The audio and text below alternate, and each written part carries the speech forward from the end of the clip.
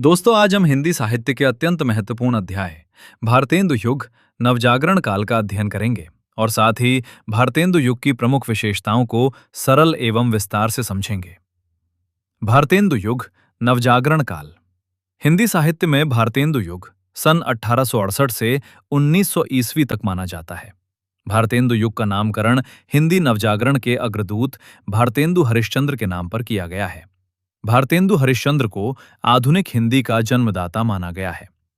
भारतेंदु युग को हिंदी साहित्य का नवजागरण काल या पुनर्जागरण काल कहा जाता है।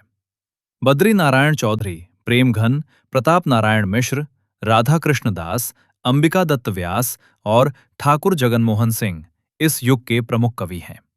भारतेंदु युग के कवियों ने देश प्रेम पर आधारित रचनाओं के माध्यम से जनमानस में राष्ट्रीय भावना का विकास किया। ये युग सामाजिक चेतना का युग था। इस युग के कवियों ने समाज में व्याप्त अंधविश्वासों एवं सामाजिक रूढ़ियों को समाप्त करने के उद्देश्य से काव्य का सृजन किया। भारतेंदु युग की विशेषताएं। 1. राष्ट्रीयता की भावना का विकास। इस समय के लेखकों ने लोगों में देशभक्ति और अपने देश के प्रति प्रेम की भावना जगाई। उन्होंने भारत की आजादी और देश की उन्नति की बात की। 2. सामाजिक चेतना का विकास। समाज में फैली बुराइयों जैसे बाल विवाह, दहेज, जाति भेद, अशिक्षा और महिलाओं की खराब स्थिति पर लेखकों ने आवाज उठाई।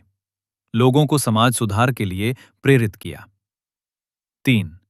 हास्य व्यंग्य के माध्यम से रूढ़ियों और अंधविश्वासों पर प्रहार। लेखकों ने हंसी मजाक और व्यंग्य के जरिए पुराने गलत रीति रिवाजों और अंधविश्वासों की आलोचना की। इससे लोग अपनी गलत सोच बदलने लगे। 4. अंग्रेजी शिक्षा का विरोध।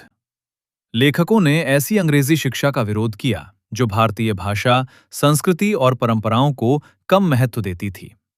वे मातृभाषा हिंदी और भारतीय शिक्षा को बढ़ावा देना चाहते थे। 5. भारतीय संस्कृति का गौरवगान। इस युग के साहित्य में भारत की संस्कृति, परंपराओं, धर्म और इतिहास की खूब प्रशंसा की गई। लोगों में अपनी संस्कृति पर गर्व की भावना पैदा की गई। 6. छंद विधान की नवीनता। पुराने छंद जैसे दोहा, सवैया और कवित्त के साथ साथ कजरी, ठुमरी, लावनी, चैती और कहरवा जैसे लोकगीतों के छंदों का भी प्रयोग किया गया। इससे साहित्य अधिक सरल, मधुर और जनसामान्य के करीब बन गया। 7. गद्य एवं उसकी विधाओं का विकास। इस काल में गद्य, साधारण भाषा में लिखा साहित्य का बहुत विकास हुआ।